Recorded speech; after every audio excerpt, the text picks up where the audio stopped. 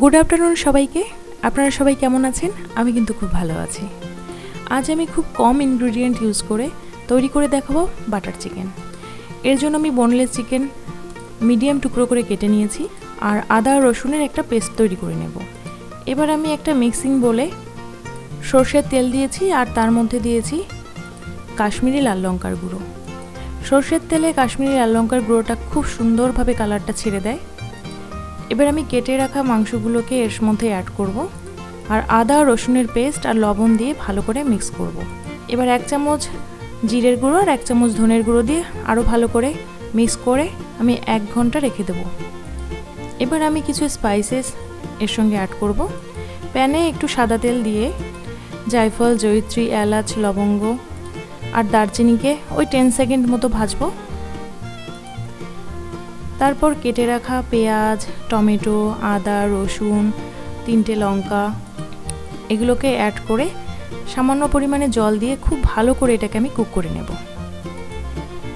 দেখুন আমার টমেটোগুলো গলে এসছে, তো আমি বুঝতে পারলাম যে আমার এটা খুব ভালো করে কুক হয়ে গেছে। এবার আমি ঠান্ডা করে এটাকে মিক্সি গ্রাইন্ডারে দিয়ে গ্রাইন্ড করে নেব। এবার আমি প্যানে বাটার দিয়ে আগে থেকে ম্যারিনেট করা মাংসগুলোকে ফ্রাই করে নেব। এটা আমি মিডিয়াম আঁচে ফ্রাই করব, উল্টে পাল্টে দুদিকটাই খুব ভালো করে, মোটামুটি ওই 80% কুক করলেই হবে। এবার মিক্সি গ্রাইন্ডারে পেস্ট করা সেই মশলাটা ভালো করে ছেঁকে নিতে হবে যাতে করে গ্রেভিটা একদম স্মুথ হয়।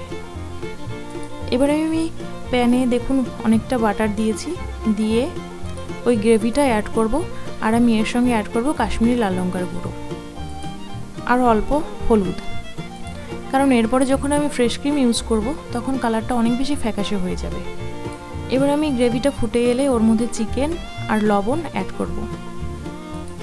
সামান্য চিনিও আমি এর মধ্যে অ্যাড করেছি। দেখুন আমার রান্নাটা প্রায় কমপ্লিট হয়ে গেছে, তার জন্য আমি ফ্রেশ ক্রিম লাস্টে দিয়ে দিচ্ছি। ফ্রেশ ক্রিম ছাড়া কিন্তু বাটার চিকেন একেবারেই অসম্পূর্ণ, এটা আপনাকে দিতেই হবে। আমার বাটার চিকেন পুরো কমপ্লিট, এখন সার্ভ করার পালা। দেখুন আমি কিছুটা বাটার মাঝখানে দিয়েছি আর দিয়েছি ফ্রেশ ক্রিম। আমার বাটার চিকেন একদম রেডি। এটা কিন্তু নানের সাথে সার্ভ করলে খুব ভালো কম্বিনেশন হয়। আপনারা বাড়িতে ট্রাই করবেন। Thanks for watching.